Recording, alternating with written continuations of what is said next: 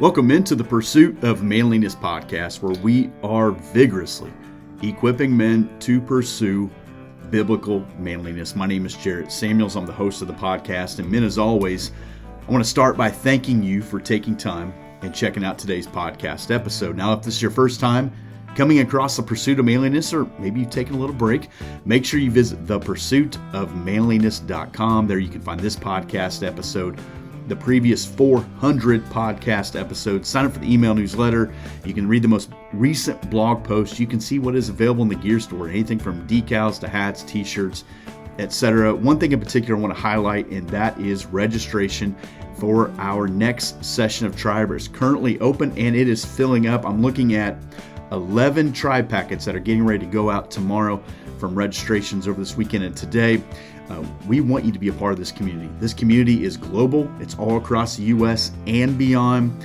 We appoint men in regions. We do a lot of things to make every guy feel like he is a part of a tribe. Whether you are an extrovert and you talk all the time, or maybe you're a little more introverted lone wolf and say, I don't need everyone all up my business all the time. Hey, we have a spot for you. I want to make sure you know about that because registration closes on Saturday, May 27th. I'm anticipating that email on Sunday, May 28th. Someone's going to say, hey, I'm just finding out about this. I didn't know. I thought I had more time. It is inevitable. Get in today. While you're hearing this, while you're thinking about it, just push pause. You can come back and then make sure you get your spot secured. The session runs June 1st to November 30th. There's always a session going on. And it is a 6-month commitment. Visit thepursuitofmanliness.com. You can find out a whole bunch of information. Go to YouTube. There's a playlist link titled Tribe. You'll hear me talk about it, but forget you hear enough of me. You need to hear from the men who are in Tribe, who have experienced Tribe. Listen to what they have to say and ask yourself, do I need to be a part of something like this? Because I think you do. I want to remind you that the Monday podcast is sponsored by Armored Nation Coffee. Make sure you visit armoredcoffee.com. Put in the coupon code Pursue Manliness. We've been using this coupon code for like 2+ years now. This coupon code works for everything. It works for subscription. It works for your K-Cup guy, your ground, your whole beam, whatever. And I just looked before I hit record to record this intro. He still has a Quiet Life Dark Roast available.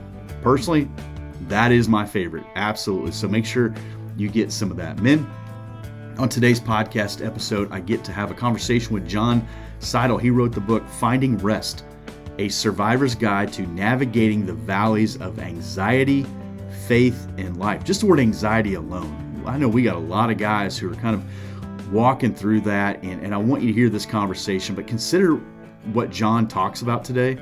And if you're saying, hey, I want a little bit more of that, check the show notes. There's links, obviously, at the bottom of every show note of the guest, what they're talking about. His book, Finding Rest, you can find it currently on Amazon. The paperback is $13.69. If you want to go a little bit deeper and you want to get with a community of guys, etc., he has a workbook that goes along with that as well. You can check that out later on. Men, let's hear from Jon Seidl. God, we thank you for today. I thank you for Jonathan, I thank you for the opportunity for us to connect in this fashion. I thank you for this book and workbook that he's put together that you have blessed. God, I pray for those who will hear this conversation, who will be hearing some of the things we're talking about. I know for me, going through this book, there were several things that I could see very applicable in my life, and I can assume that'll be the same for the listeners. And you'll know the guys that need to hear this. You'll know the guys who need to move off center, purchase this book, get the workbook, or maybe start a small group with some men. The things that are discussed within this book and this resource, God, we just are trusting that it'll open up some more conversations for guys, that we engage, we develop trust, we develop a brotherhood, and these relationships in many ways will go with us the rest of our lives. It's in Jesus' name we pray. Amen.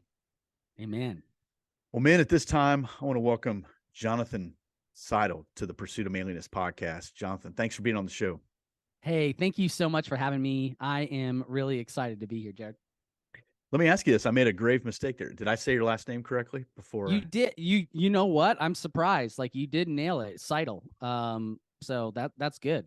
That's how I said it in my head all day. Now, you guys that don't know, I'm sure we'll touch on it again. We talked primarily about the Green Bay Packers before we hit record, so I realized never asked that question. But great topic of conversation. We could do a whole podcast on that. I felt the Holy Spirit when we were discussing. I don't know about you, but There was a glow. There was definitely a Yeah. glow. Might be the Yeah. ring light, but there was a glow for sure.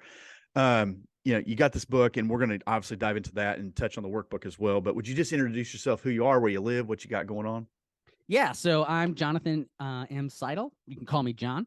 And I live in the Dallas, Texas area, a suburb north of Dallas called Frisco.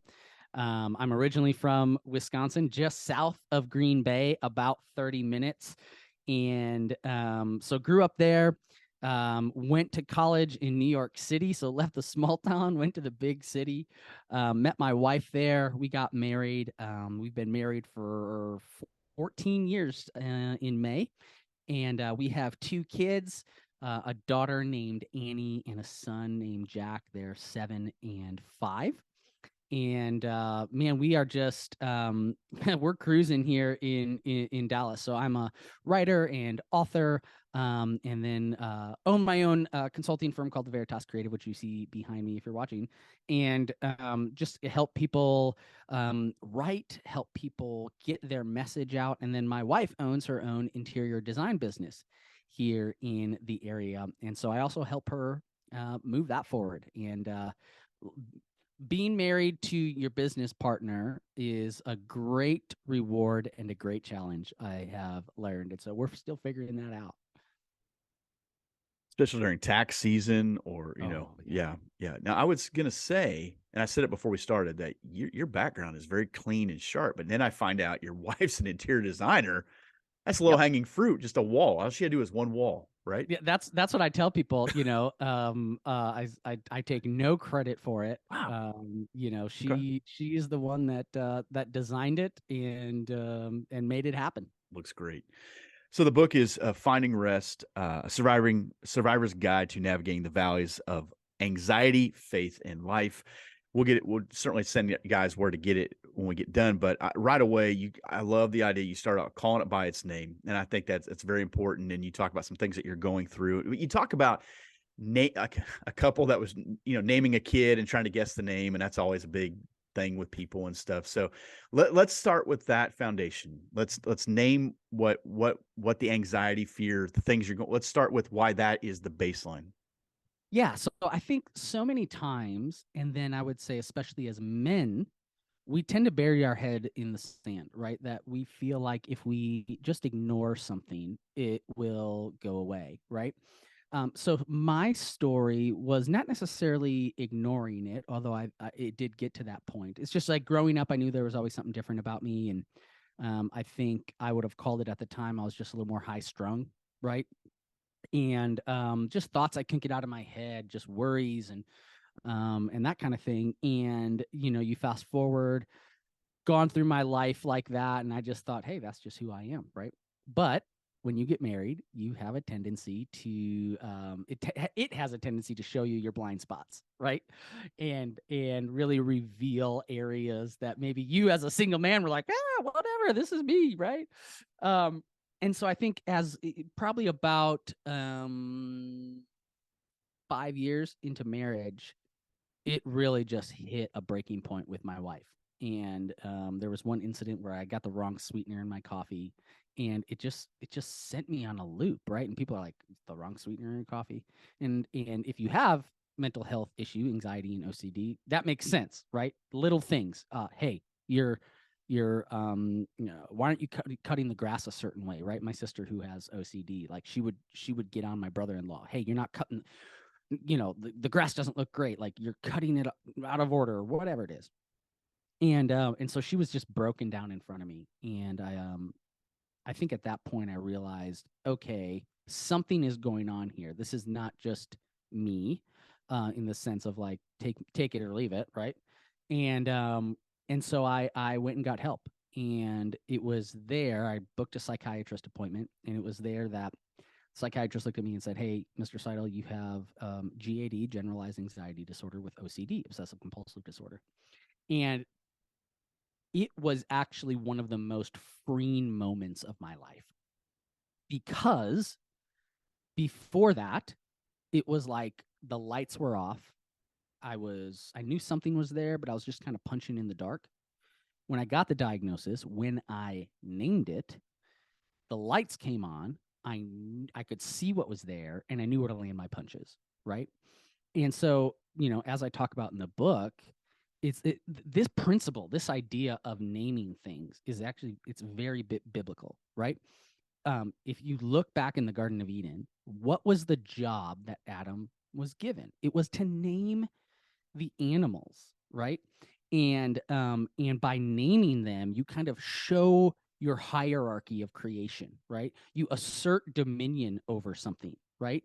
And so I think what we do when we name something that's going, whether that's anxiety, OCD, whether that's, as a man, whether that's pride, whether that's anger, whether that's alcohol, like whatever it is, when we name it, that's the first step to really gaining power over it. And in fact, I was reading a book this week, and you actually see this not in the Bible, but Native American culture.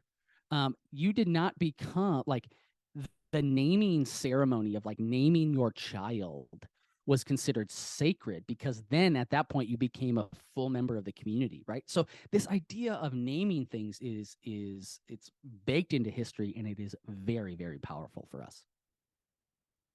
Yeah, you think of, the Veritas Creative. I guarantee when you were going through that process and it's very personal. And the first time you hear someone say that name back, I know for the Pursuit of Manliness, it hits you like, it's almost like your kid. It's different when you tell people this is what it's named, this is what it's about, this is what we're communicating. There is, and you see that in the Bible where God changes names. He changes purpose. Saul, Paul, Abraham, Jacob, Israel, and to live in that, step into that naming. The same way when you're identifying that, there is a relief, like, okay, I'm not quote unquote crazy. This is not something I was just making up. This is something that's really happening, going on. Here's how we begin to address it now. Yeah, absolutely. Absolutely. And I think, one of the more powerful things in my life has been not just naming that, but naming other things. Correct. Right? Calling them out. I have good friends. Iron sharpens iron, right? Other men in my life that can call things out. Both bad, of course, but also good, right? Like when I look back at my life, some of the bigger milestones in my life were someone else saying, "Hey, I actually think you're really talented at that," or I think you should pursue that. It's like, oh, okay, that's helpful. Yeah. And it's biblical. I mean, it's biblical. God has ordained that and instructed that. We talked about Green Bay, and I'm not going to belabor this because I definitely don't want our listeners to be intimidated to listen to a couple NFL owners have a conversation on a podcast. I mean, right? Exactly. It can be off-putting. I get that. You talk about the minister of defense, Reggie White, and you talk about when he dies and a conversation you had with a friend. And that struck me as very interesting. I'll get to the next part, but could you just explain that conversation and kind of how that hit you and how you began to process that dialogue?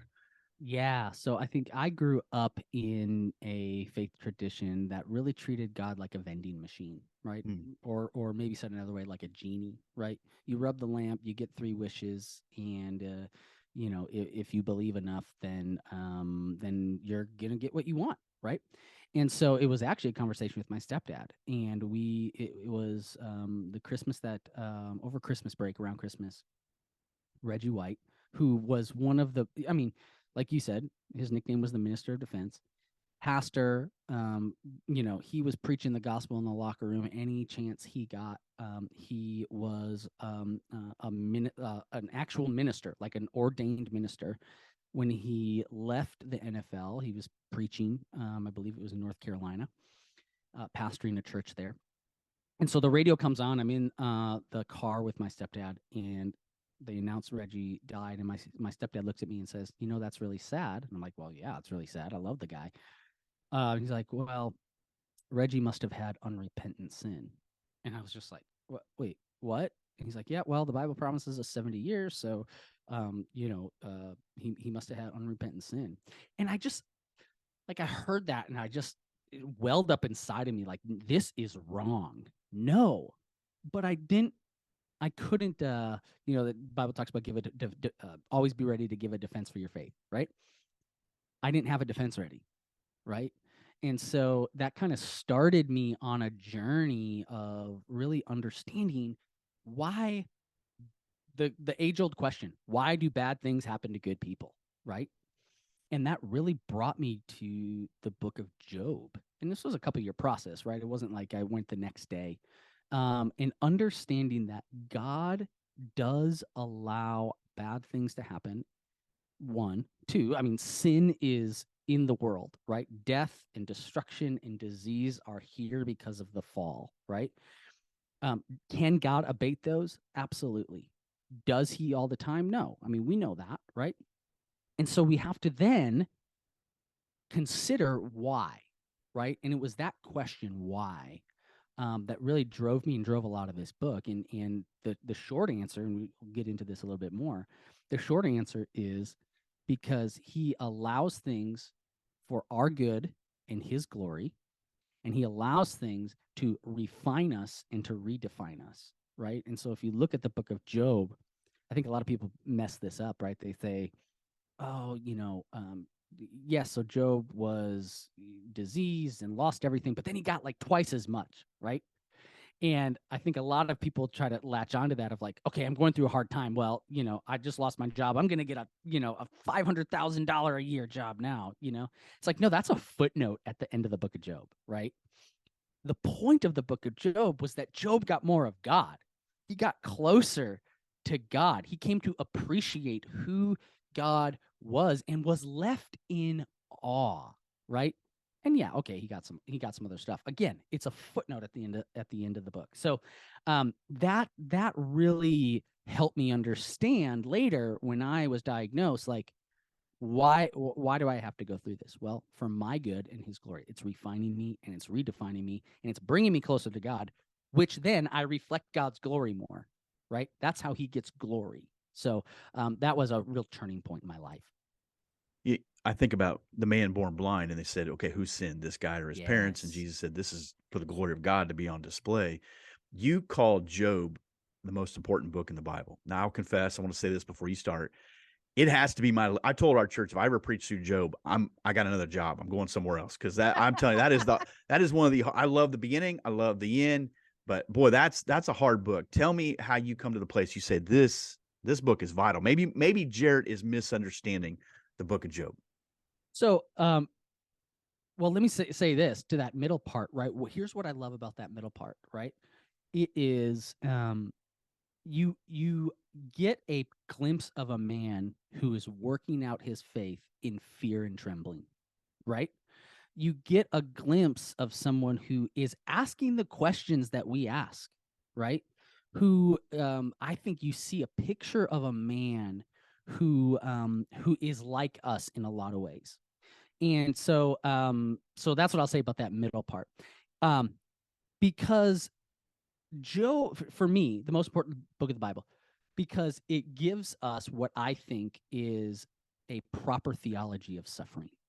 And I don't think we have that enough in the church today. And here's the irony, right? Some people, if you look at scholars, they say that Job might actually be like the oldest book in the Bible, right? Like it may have been written first. And I don't think that's any coincidence, right? Because suffering has, like, it is part of the human story. It is baked into the human story. We all suffer. Even Christ suffered, right? So I think what Job does is it paints this picture of what I call that proper theology of suffering. And it goes back to what I said about understanding that God allows these things to happen. And so here's one of the main points that I love to unpack, and I unpack this even more so in the workbook, is when you hear the story of Job, I think a lot of us say, okay, so you got the devil, he's going to and fro throughout the earth. He comes to God. He says, hey, can I afflict Job? God says, yeah, you just can't kill him. You can take everything, you can make him sick, but you can't kill him. That's actually not the story of Job, right? If you look at the story of Job, yes, there's a conversation between God and the devil. God is the one that brings up Job to the devil.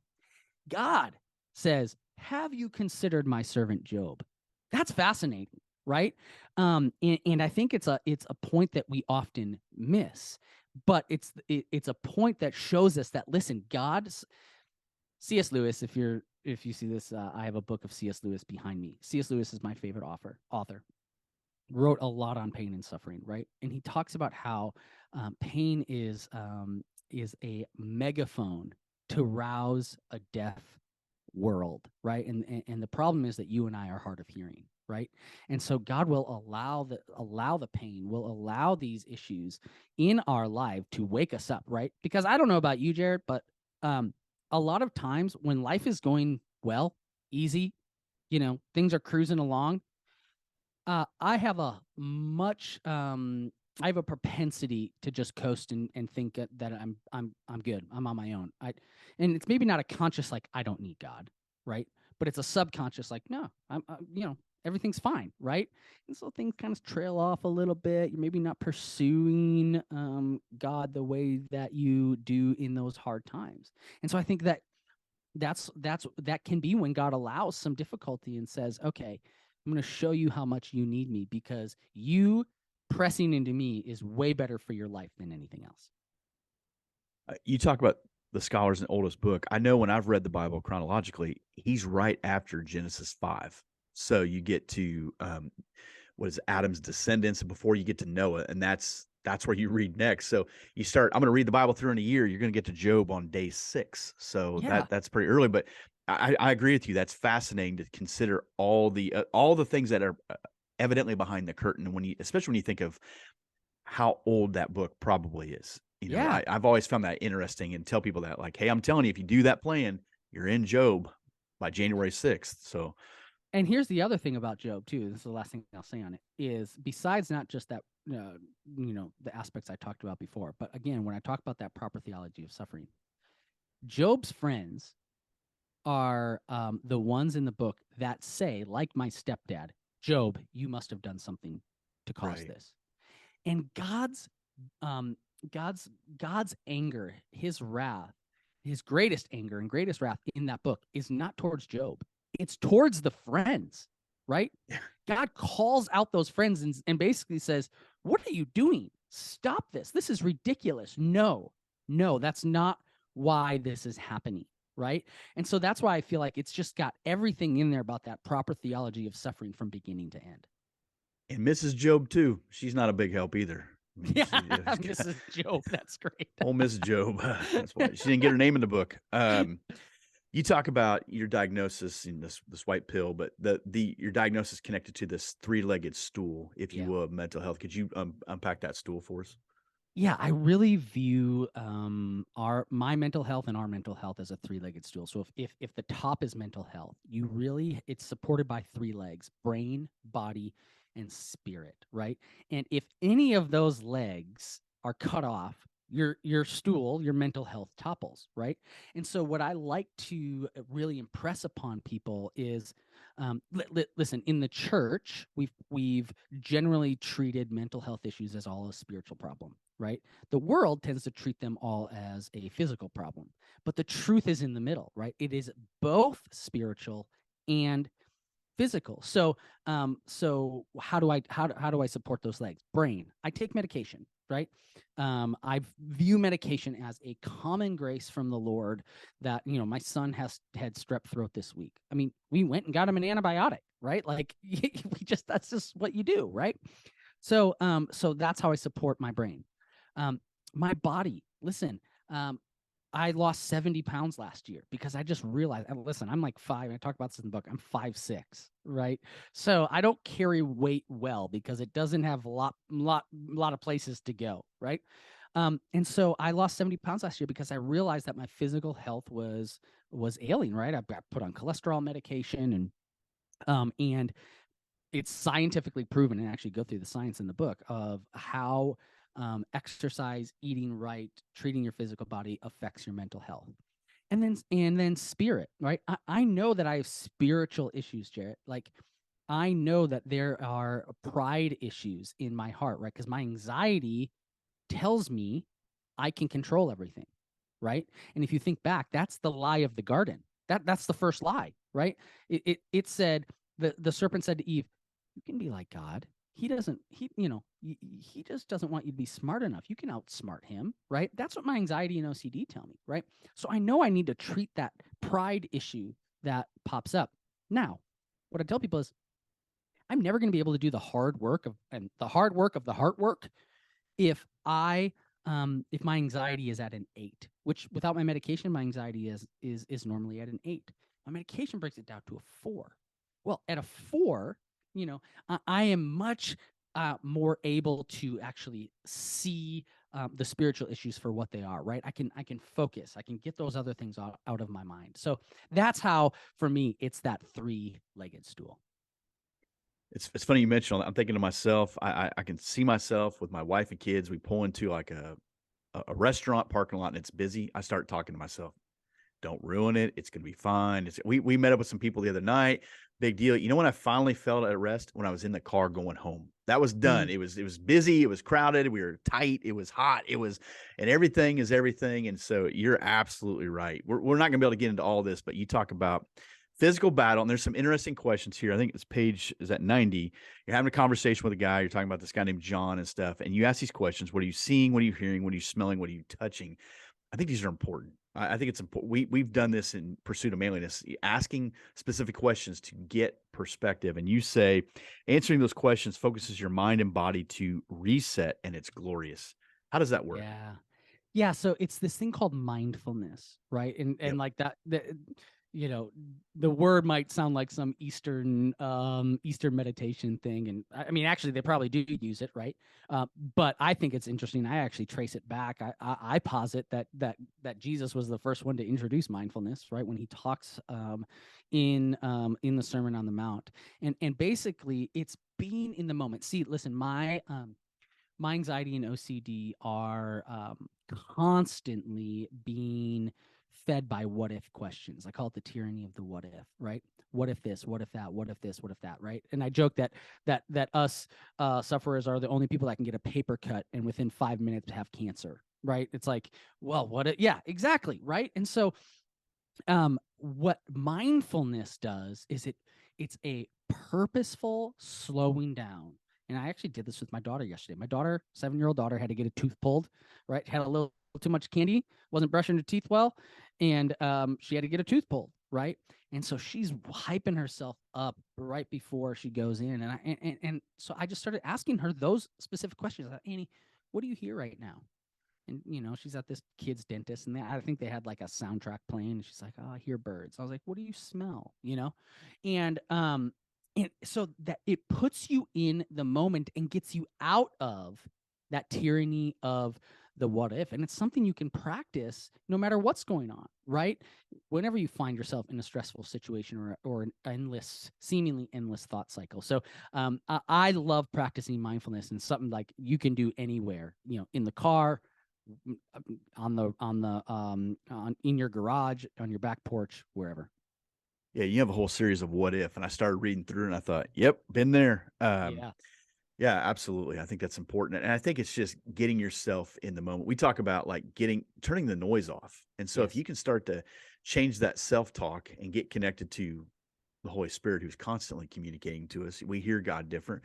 Thankfully, we hear ourselves and others less in those moments. But I think you're right. Jesus did model that perfectly, of Yeah. course. But as we begin to wind down here, you talk about a prescription for the church. I want to make sure we get to that before we get to the herd part. So, what is that? What does that look like? So the biggest thing for me, and I lay out about 3 or 4 things in the book, but the biggest thing for me is the church needs to recognize that this is happening, right? And so I think, I talk about Charles Spurgeon, called the Prince of Preachers, one of the most popular preachers out there, right? I read his morning and evening as much as possible. I'd like to say every day, but like I told you, I sometimes that falls, but I love reading morning and evening. Charles Spurgeon had depression, right? He counseled young preachers on what he called melancholy, right?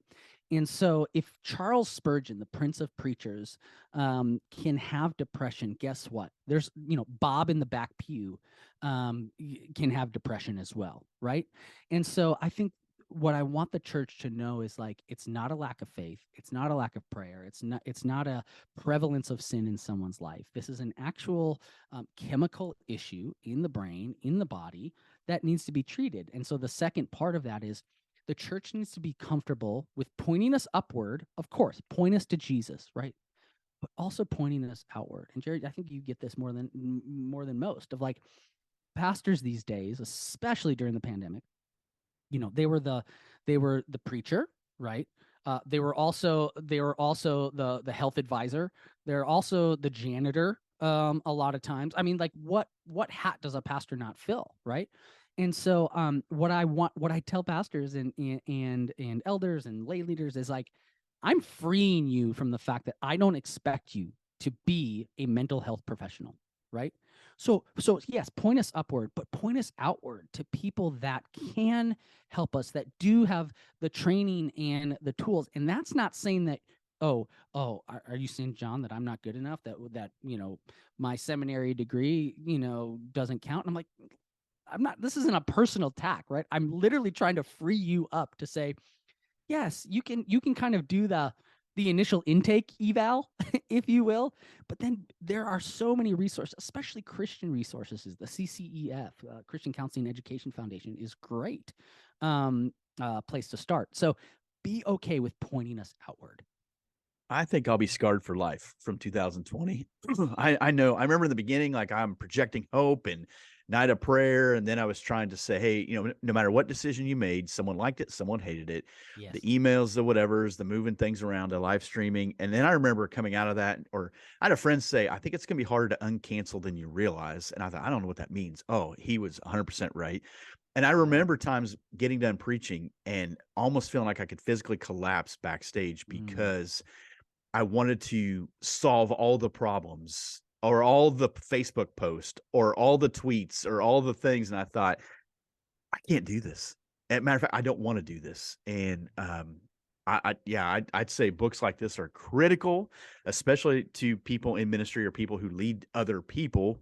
We got to lead ourselves to start with, but because you're not going to be all things. It doesn't matter. It doesn't matter. You can't be it. Absolutely. And so pastors and my goodness, I remember I was helping lead the video ministry, right? When COVID hit, and it's like, I mean, we were filming sermons, we were filming worship services, we were filming video, like announcements, just updates, encouragements, like all that kind of stuff. My goodness. And I can't tell you, it's more than I can count on both hands, how many pastors and leaders that I counseled in light of COVID, right? Because people who had never had anxiety all of a sudden were just gripped with anxiety and fear because of what you just said. Is like overnight, seemingly, they went from, hey, I got to prepare a sermon and I'm going to counsel this person, to like, now you're dealing with like what's true, what's real, what's happening, do I trust this, all that stuff. So I have a picture I've used as Facebook for anyhow. I'm standing in my garage drinking coffee. It was after a Sunday. I'm sure it was an online service. And I thought, I'm done. Like, I'm done. I was never listen, this isn't about me. I was never to the point where I wanted to end my life or anything. I was the point where I said, I wonder if Costco's hiring. I wonder if, wonder if you can make money doing garage sales every week, or, you just thought, I don't want to do this. I can't hardly carry my own emotional weight. I definitely can't deal with everybody's whims and whams and who you're mad at. We had the political thing, we had the racial thing, we had all that going on at once. And I thought, why don't you guys just find somebody else? Because this is not what seminary teaches you. This is not what Bible college. There's no class on this in Bible college. Absolutely. Absolutely. So not only did you write this book, which I think is very good, but there is a workbook. Some guys just squeeze it in on the last page. You have an actual workbook. So if guys want to go through, well, you just put an invitation to go deeper. That's a great way of putting it. Sell us the workbook here, brother. Yeah. So I've written curriculum in the past for some other people. And so once the book came out, I just had this passion to invite people, again, to go deeper, to really kind of do some of the work. And so the book is great, right? If that's all you read, awesome. But the workbook is new insights, new stories, going deeper on certain things, on scriptures, on stories. And in fact, you had talked about even earlier about if people want to do it in a small group setting, each chapter comes with a video. Right. So there's a QR code, you scan that, you throw it up on your phone or your TV, or everyone kind of watches it together. And it really is an opportunity for you to do some of the work and dig in. And I think now more than ever, and especially in the culture of manliness, right? It's an invitation to really talk through and talk about, and to do a lot of self-reflection. And so that's the heart behind it. And been some great responses. I've gotten pictures of people doing it in groups and whatnot, and that's just been so awesome to see. You guys that listen to this, we talk about books, we promote books, everything in between. This is one that I'm promoting. It's one that I think you need to consider. Go check it out. But to find out where it's at, who you are, all that, where are we going to send these guys? So the best place to go, you can get everything, is called findrestnow.com, findrestnow.com. So that has links to the book, the workbook. I actually have a 15 video course as well. If people want to do that, the course is kind of based off it's based off the book and the workbook, right? So if you could do the book and the workbook, and then you really want to go all out, you can buy the course. There's a discount code there as well for everyone. And that really brings you, it's really well done, right? Some friends of mine have a company that does it, and I was just blown away. So if you go to findrestnow.com, that gives you access to basically the landing page that has everything on it. And I'd love to connect with you there as well. You can sign up for an email. You can shoot me an email. If anyone's listening to this that's struggling, hey, I'm an open book. When you send me that email, it's me, right? So I'd love to talk with you. And that's what I like what you do. There's no downside to trying to get some help and get a little healthier for yourself and for those around you. Jonathan, absolutely. Thank you, brother, for making time. Thank you for sharing your heart behind these resources, sharing your story. We appreciate what you're doing. Thanks for having me, Jared. I really appreciate it. You men in the herd. We'll continue that conversation over there. Once again, men, I want to thank you for listening to or watching the Pursuit of Manliness podcast. If you're looking for any of the links that I mentioned in the intro, specifically about Tribe or anything that John would have mentioned in our conversation today, again, just check the show notes, click the links. It'll take you directly to what you're looking for. Men, thanks for listening, and let's keep pursuing biblical manliness.